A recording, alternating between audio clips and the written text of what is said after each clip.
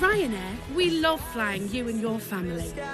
Wherever you'd like to go, our friendly crew are happy to care for you.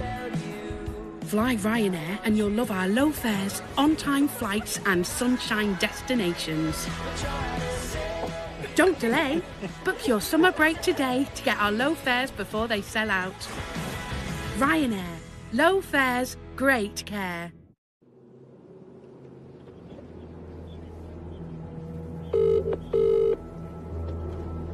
Please, emergency. There's a lady in the car next to me being shot. Is she alive? I don't know. Okay. That's everywhere. Cheryl, who's her name is? Hang on. Cheryl? Cheryl? Reviving. Cheryl, can you hear me? She's not moving. Does nothing.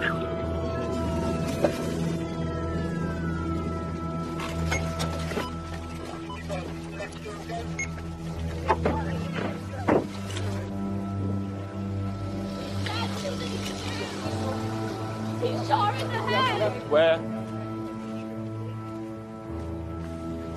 Andy, they're going to need to get her out, mate. Which house in, Andy? This one here? Right, okay. Folks, they're doing CPR at the moment on her, so let the ambulance crew do what they need to do. Is that your mum? Yeah. Right, we don't know yet. We'll let the ambulance crew do what they need to do, all right? They're going to be doing.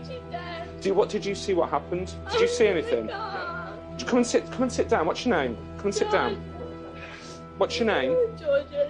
Georgia. Is it Georgia, is it? George, sit down, come on. What did you see? Oh, my mum's dead. My mum's dead. She was screaming, shouting, Jack, Jack, Jack, Jack, and she couldn't get out of the car. I thought he had a spade or a sledgehammer. I didn't see it was a gun until I got round the car and he went like that.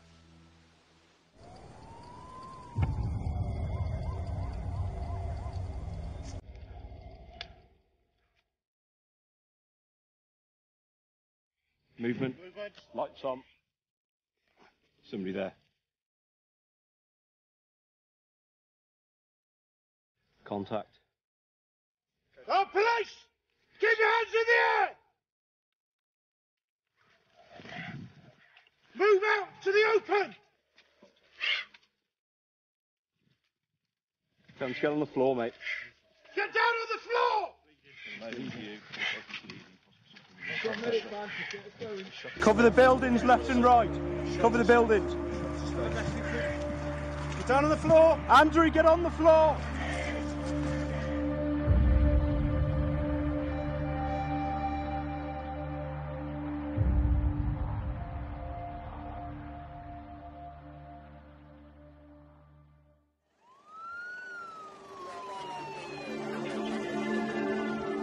Good evening. A man has been arrested on suspicion of murder after a woman was found in a car in Shropshire having been shot in the neck.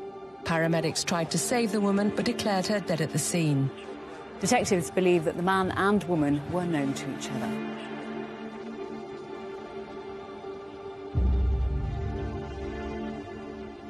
If you could just state your name for me, just for the discs. That sounds a bit weird. Oh, okay. Which one? Your first name? Georgia. Georgia, and do you have any middle names, Georgia? Yeah, May. Okay, you're 14 at the moment. Yeah. And what we're talking about here today, you okay to talk to us right now and here? Okay. I'd rather do that. Absolutely, and we discussed that outside, didn't we? You know, you've been quite adamant with us that you want to speak to us right now and just get everything over and done with. And that's perfect. So if at any point that it does get a little bit too much for you, okay, just let me know. And I know that it's going to be very, very difficult for you to talk about what's happened today. Done.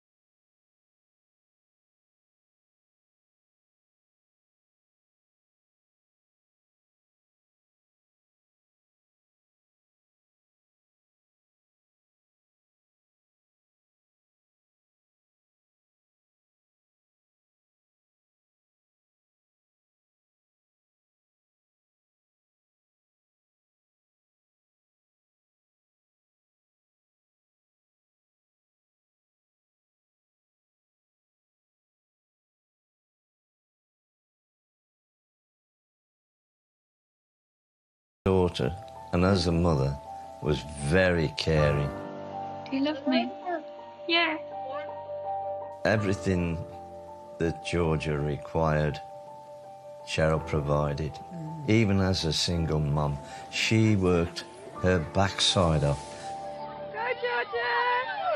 Woo! Good girl! We were like the A-team, you know, pretty much inseparable. Hello. When my mum met Jack, certainly we were looking for stability, but also I think Mum just wanted to be loved, to be honest.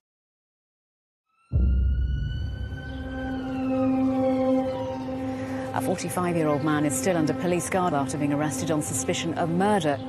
The body of a woman in her 50s was found in a car in Newport, Shropshire. And when did you first hear from your mum that something wasn't right? It was just a text message to say Jack had shown up. Yeah. He's a big guy, I think he's just under 6 foot. He could pick me up with one arm. He's strong, he's a big guy. The first time I was aware of Jack, I remember Mum picking me up from school and she said, you know, oh, I'm going to go and take you to meet someone. She said he had a farm. I remember Jack being really chatty and, you know, enjoying the fact that we were there, wanting to show me around, wanting to show Mum around. He had that sort of dad look about him, so I was really excited for him to possibly take that role. I fell in love with the farm immediately. That was like my dream place to be. Morning, girl. She'll let you stroke her, which is really nice. I remember Cheryl turning up at the farm and thinking, wow. The next day I said to Jack, I said, who's that? That's my girlfriend, my partner. You could see in Jack's eyes, he knew he was batting above his mark.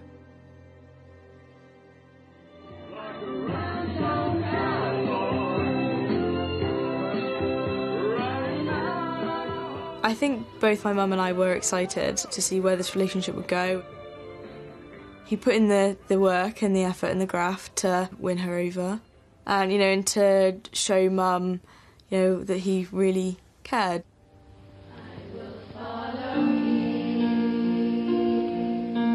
The first time we met Jack was at church. Cheryl was committed Christian. She wanted him to be there and he came.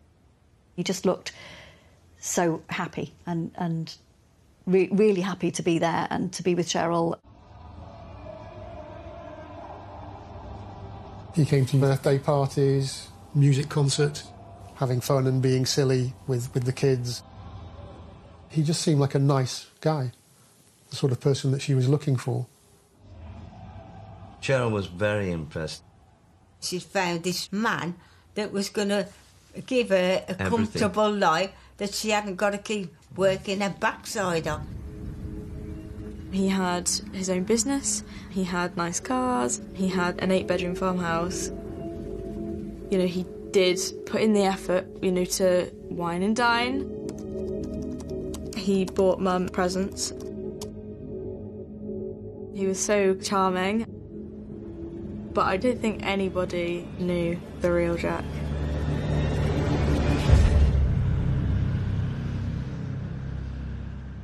You're saying that you keep seeing things and that keeps replaying in your mind, okay? And you've also mentioned briefly about smells before. I know the smell of a shotgun cartridge and it just... I know it's going to be really, really difficult for you, but at this stage we need to kind of access those memories just to get as much detail as we possibly can from you. And so just go back to that gun. Have you ever seen that gun before? I don't know. He's got lots of guns.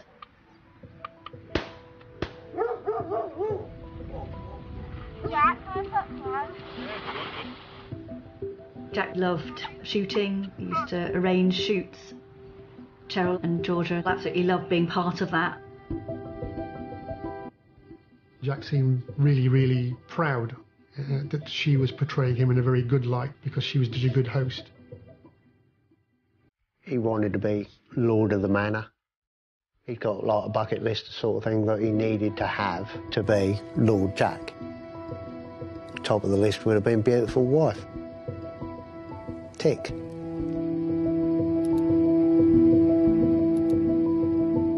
They went away for a weekend to Paris. They were up the Eiffel Tower.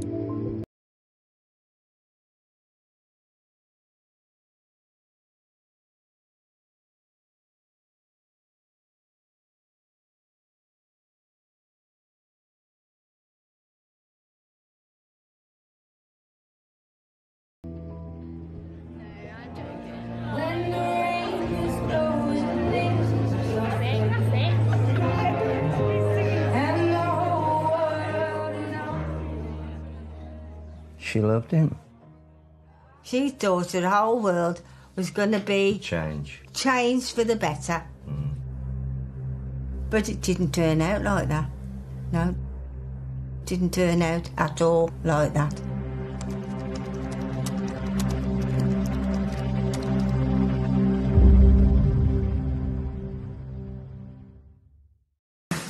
Sarah Lancashire stars in a classic crime drama. Sometimes I have to ruffle a few feathers because that's never as bad as someone being in prison for something they didn't do.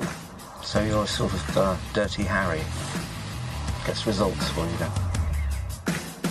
Rose and Maloney, streaming now on STV Player.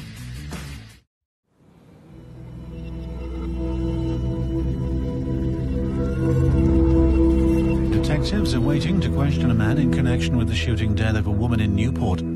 Cheryl Hooper was shot in her car in front of their teenage daughter outside a house on Farmers Gate. And what was their relationship like? Strange. In what way was it strange? He was never in. We never saw him. And it was like we led separate lives.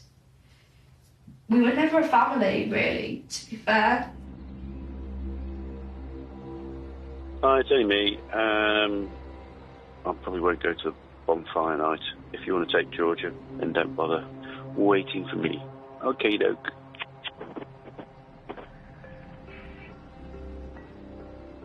The one thing that she didn't expect was to be a lonely housewife every night, which she admitted to me she was.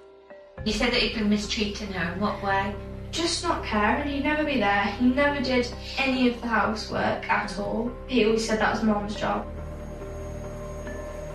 Mum was expected to do all the washing, all the cooking, all the cleaning. An 8-bedroom house. Mum worked 5 days a week, long hours. It completely tired her out. But she was just so desperate for some love and attention from him.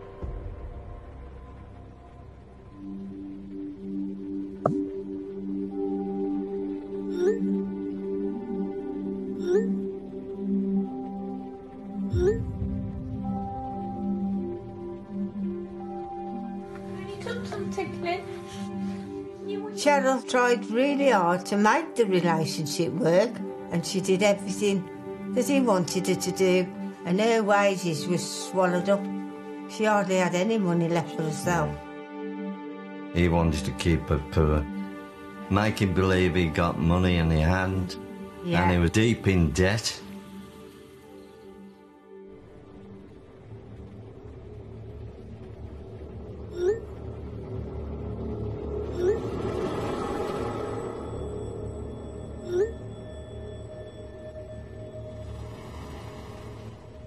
All he ever did was go out. He used to leave her and go out and get drunk and spend the money.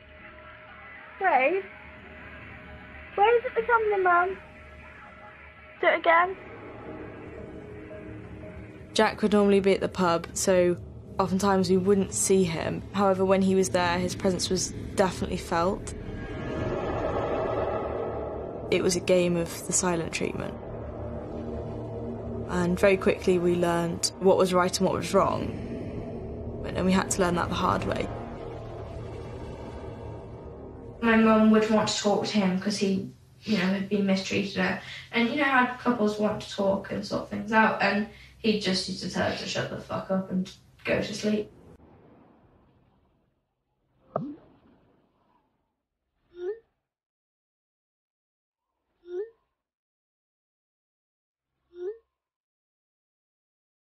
We know that Cheryl was in fear of making normal choices about what she wanted to do, because if she was to do something that Jack didn't agree with, there would be consequences.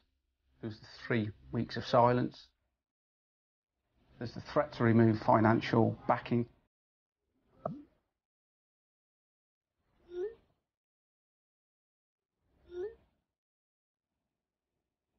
The way Jack treated Cheryl was controlling and coercive behaviour, and Cheryl was scared.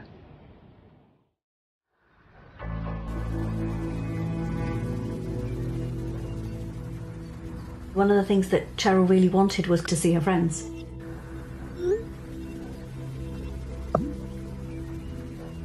Cheryl's decided to go out with a friend, a rare occurrence for her. Jack really didn't like that. Jack never liked my mum going out. The whole 7 years, they were together. I don't think my mum ever really went out with her friends. He stopped her going out with her friends. That night was definitely the first time he would use the gun as some kind of power over her. He'd come back drunk from the pub, and I think he was quite accusational, thought she'd been cheating on him. I could hear shouting and, just, bawling. So I was like, I'd go to the door and listen, just to make sure everything's okay. I heard a loud bang.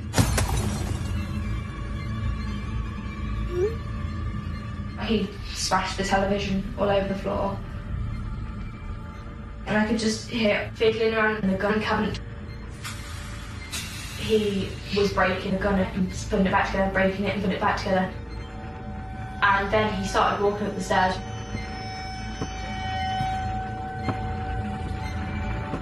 My mum just thinking, I'm dead, I'm dead, I'm dead, I'm dead, I'm dead.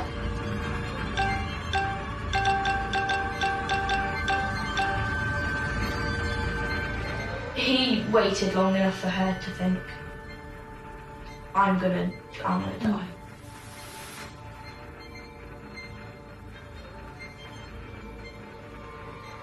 And then he left.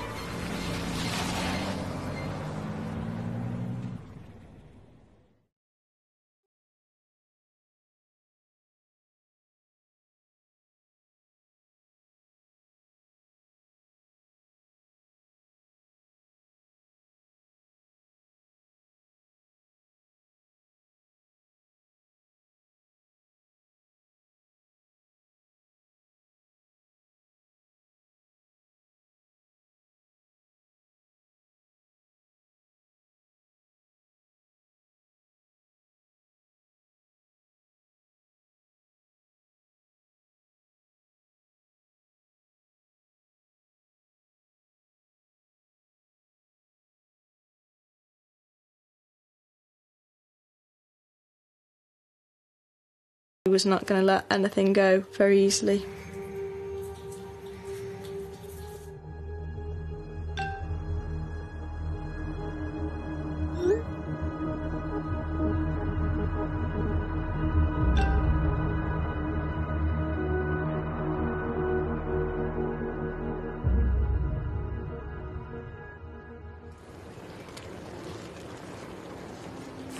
Once we left, we were staying at my nan and granddad's. She played it down because of Georgia, but she was glad to be under a roof of her parents where she was safe. You're so vain, Mother. No, I'm showing my No. I'm so vain. You're always looking at yourself. She said, I'm not going back there, I'm leaving him. And I said, good. Was Jack possessive of Cheryl? Definitely. It's like a dog with a toy, and if that dog loves that toy and you take it away from him, I mean, that's going to bite you.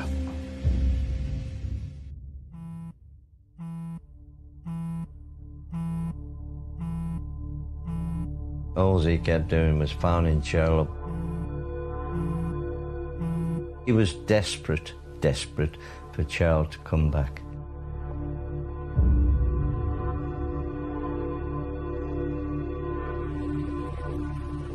Mum had disappeared in the evening.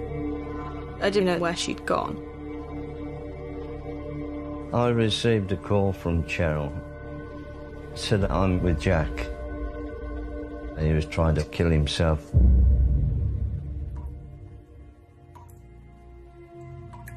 I think she sat with him for 2 hours trying to convince him to put the gun down. She felt very responsible. She was like, if he kills himself, it's going to be my fault. It's going to be because of me. He was sat like this on the sofa with it in between his legs under his chin. And I think she put her chin over the one barrel as well just to try and stop him. And eventually he put the gun down. Yes, he was sad, but I think it was more that he would hope that Cheryl would feel guilty, sorry for him, you know, and come running back. Deep down she knew she was never going back. She just couldn't say that to him. She was worried about how he would react. But actually, Cheryl should have been worrying about herself and not him, because she was the one that was in danger.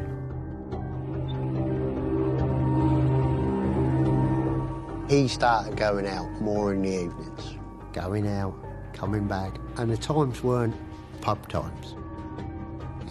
You know, I came to the assumption that he was watching her. I kept hearing his engine go by. I was very much aware that he was out there, keeping tabs on us. That was the start of the stalking, really. That was when things got serious. He came onto Nan and Grandad's property a few weeks ago, and he didn't even tell us, he just took her car.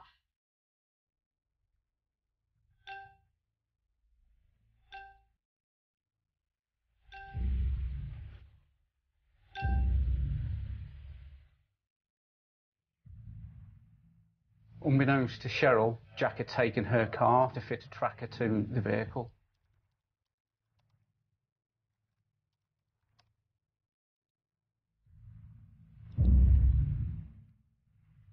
He apologised a few days later, saying, look, you can have the car back. From that moment, Jack Hooper was able to then monitor where Cheryl was going every minute of the day.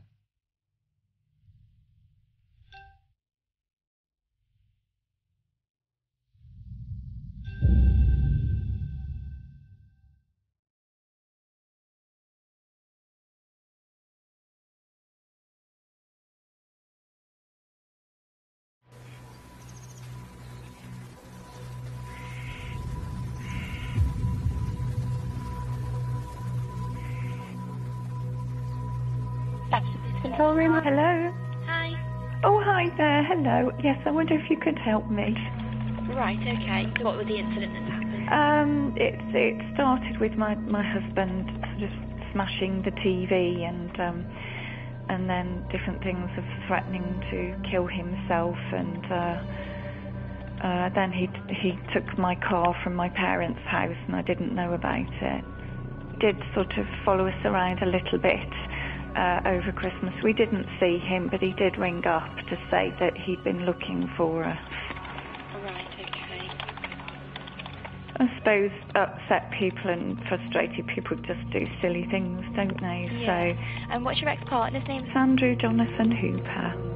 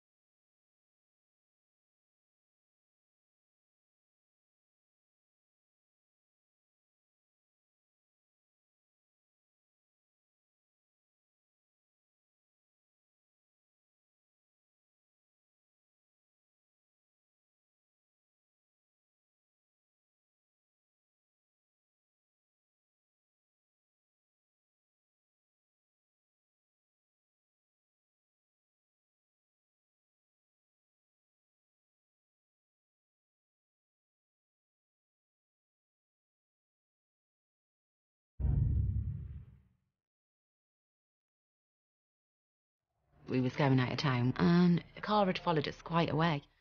And I remember saying, Cheryl, this better not be Jack behind us. Just in kind of jest, but kind of thinking, oh, I hope it's not. She said, no, Jack won't know where we've gone. Cheryl was really happy, really happy. She said, have a Prosecco and let the Prosecco do the talking. And then we were joined by 3 men, Cheryl's friends, and we stood chatting.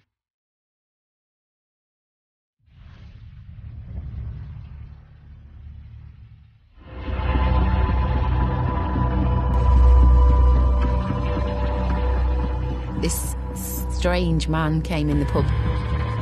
How has he found us?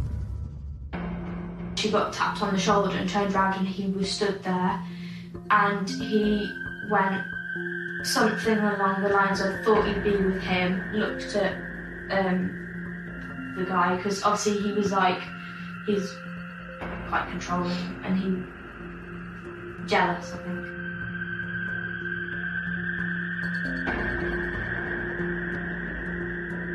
She said, let's take this outside, Jack. She was not scared that Jack had come in the pub. I was petrified for her. He said he was going to go and burn all my stuff. And he said, I'm going to divorce you for being unfaithful. They was outside for about 10 minutes. And then Jack left.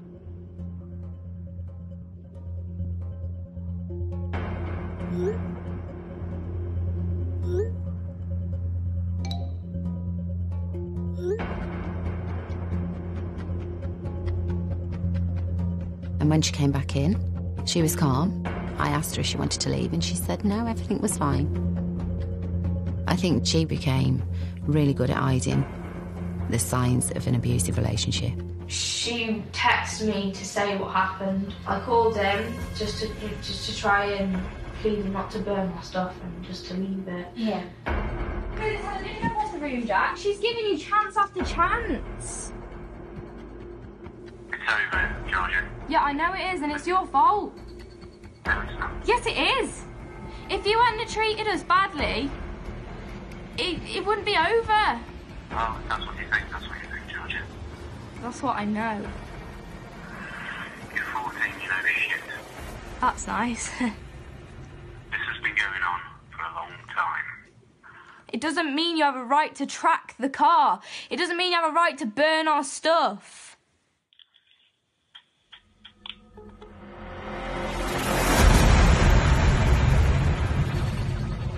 Jack goes back home to the Gildermonks farm.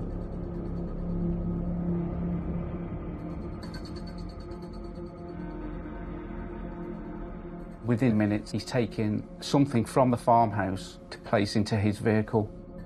It's my opinion that he's carrying a gun. He then goes back in,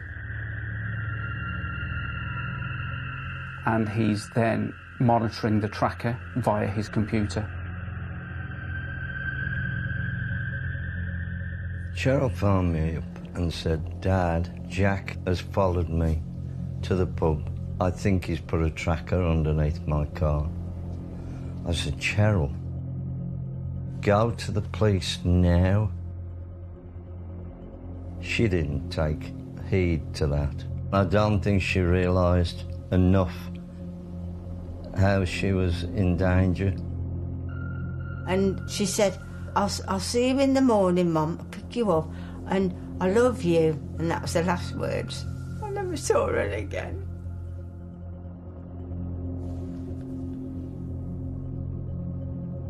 We left the pub.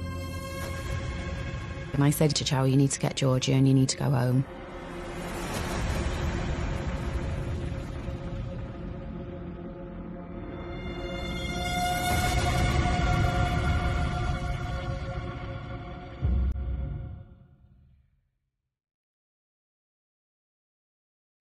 My mum picked me up, and she was on the phone to him when she picked me up.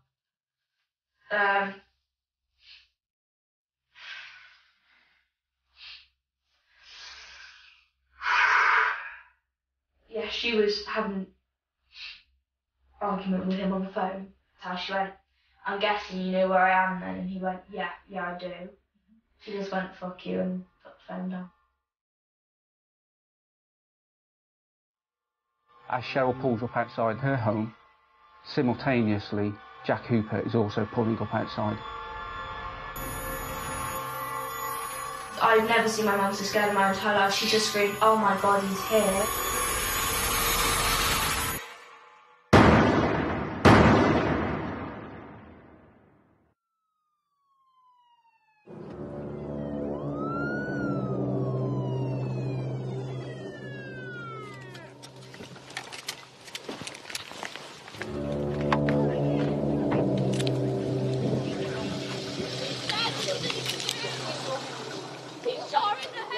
Where? 232 update.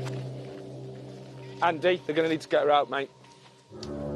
Yeah, you've got one female in the vehicle. She's in a Range Rover Evoque. He'll get knackered doing CPR as long as someone's there to help him with CPR.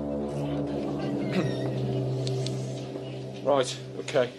Folks, they're doing CPR at the moment on her, so let the ambulance crew do what they need to do. Is that your mum? Yeah.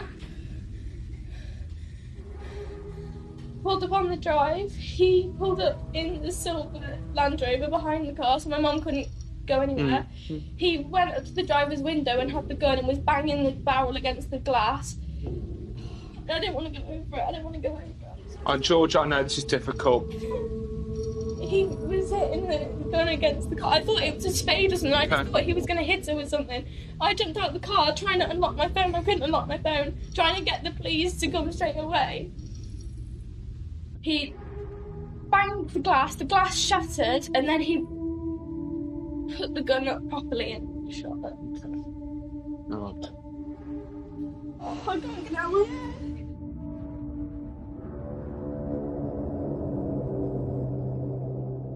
Cheryl had suffered 2 catastrophic shotgun injuries, one to her right arm and one to the neck area.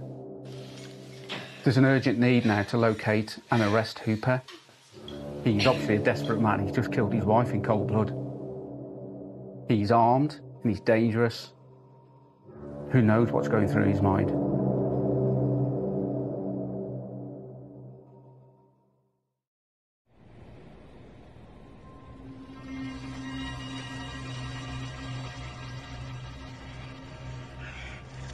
Movement. Lights on. Mike, we've just had security light come on outside the property. Outside the property? Yeah, here. This light that's just come on now has literally just come on. Yeah. Yeah, come on. You happy for us to move forward? Yeah. Moving.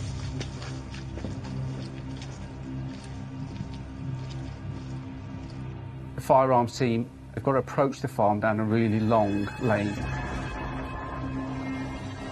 It's pitch black. They don't know where he is. He could be hidden anywhere. They know that the last thing that Mr. Hooper did was to kill his wife. And who knows what's going through his mind. Can you get a light on that vehicle? Yeah. Somebody there. Movement. Okay. Oh, police! Keep your hands in the air! Move out to the open! Come get on the floor, mate. Get down on the floor! Cover the buildings left and right. Cover the buildings. He shot himself. Yeah. I've got to let it back. Get down on the floor! Andrew, get on the floor! Get on the floor now! Get on your knees! Andrew, get on the floor! Floor now! Someone get a med pack! I've got a med pack! Okay. His face is devastated, if I'm honest. He's clearly taking the gun to his face. And the moment that they come across him, they go from seeking his arrest to having to provide critical first aid. Get on your knees for me. Get on your knees, buddy. Kneel down. Kneel down. Andrew, kneel down for me. We're here to help. Kneel down. Good lad. They've got one concern, and that is to ensure that Jack Hooper survives. Okay. Don't worry. Okay, can you breathe all right, Andrew?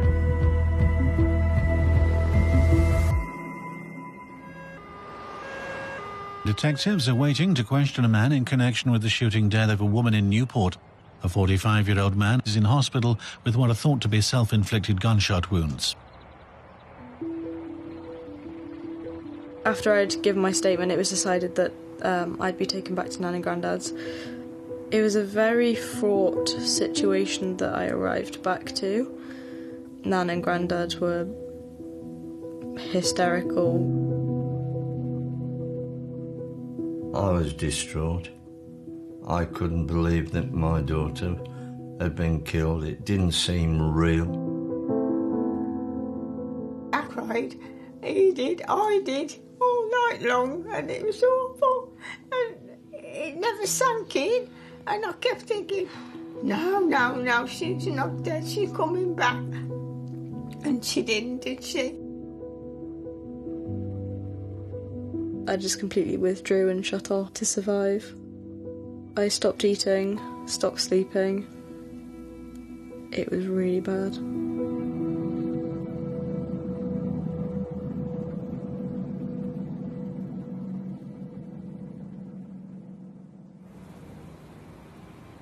Cheryl Hooper was killed outside her home in Newport at the end of January. Now, 10 months on, it's emerged that the suspect is waiting for a complicated 23-hour operation involving a team of specialist surgeons. That team is still in the process of being put together. This case on the outset looked like a fairly straightforward investigation, but it was an emotional roller coaster for 18 months, full of unexpected twists and turns. Hooper, in my opinion, was banged to rights. We got a witness that shows he killed Cheryl. But by the time I get to interview Hooper, it's 10 months down the line. Recording. The police interview of Jack Hooper was extraordinary. Something that I've never done and probably will never do again in my career.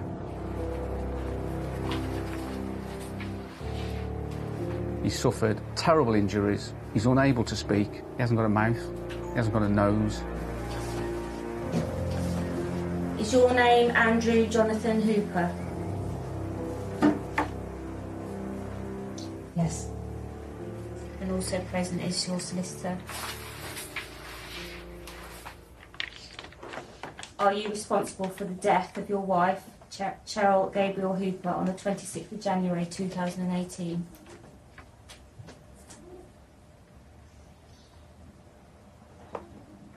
Can you be more accurate? Yes. At this stage, I'd like to introduce a prepared statement that Mr. Hooper has given to me.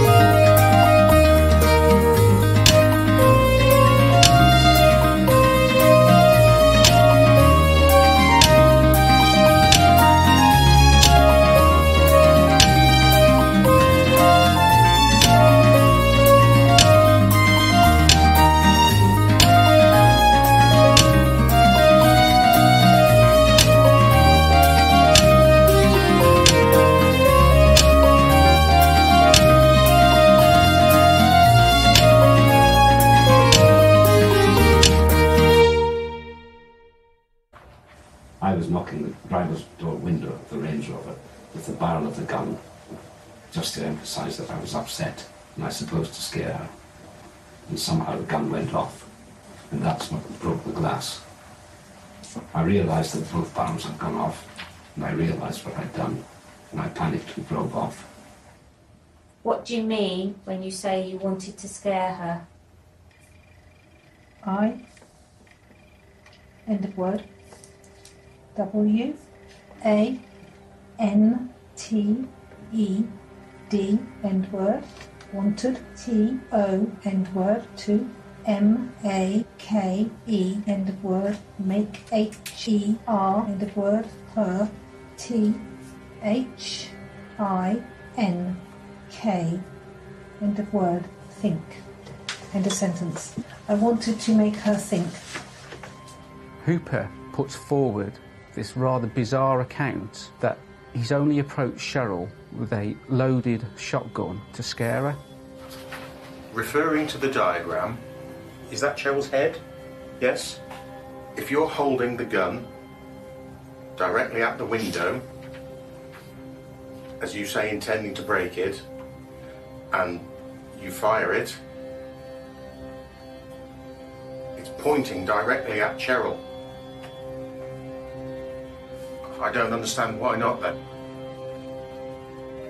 The question was, if you're holding the gun directly at the window and you fire it to break the window, it's pointing directly at Cheryl. And you're shaking your head indicating no, so... No has been. Okay. We needed to prove that Jack Hooper murdered Cheryl and that he didn't accidentally kill her and therefore get off with a lesser charge of manslaughter.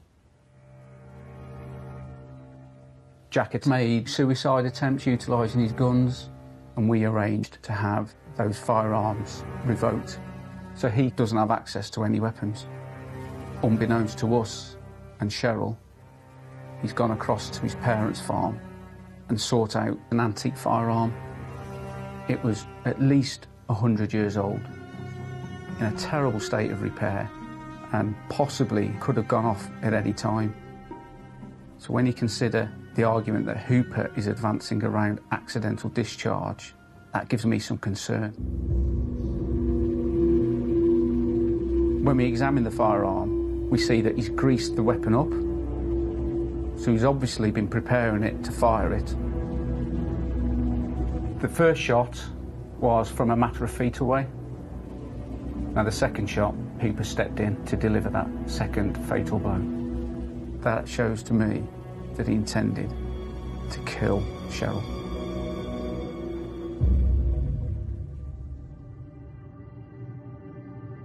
The trial has begun of a farmer from near Newport who's accused of shooting dead his estranged wife. The prosecution alleges that 46-year-old Andrew Jonathan Hooper murdered Cheryl Hooper because he couldn't handle the fact that she'd left him. I was the first witness called in the trial. As daft as it sounds, it was a privilege to be able to stand there and do that for my mum. I faced him and I wasn't afraid, and he had to sit there and watch, knowing he hadn't broken me. I'll never forget his eyes in court. They were just... Dead. Dead. No remorse at all. No Stared remorse. at him. No. He stared back. I didn't take my eyes off him. A man has been found guilty of murdering his wife outside her home in Shropshire. Hooper has been sentenced to life in prison with a minimum term of 31 years.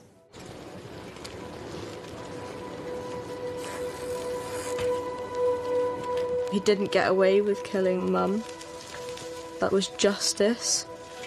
I grew up thinking that domestic abuse is punches and violence, physical violence. So with Jack, I didn't really feel for a long time that there was a distinct problem with his behaviour. I wouldn't have been able to say, this is wrong, this is domestic abuse. My mum wasn't fully aware of what was going on because when you're in it, you can't see it. His main aim was to make her feel completely worthless. It was power and control. Jack was incredibly abusive in many forms, financially, emotionally, mentally, to the point where he thought it was his right to kill her.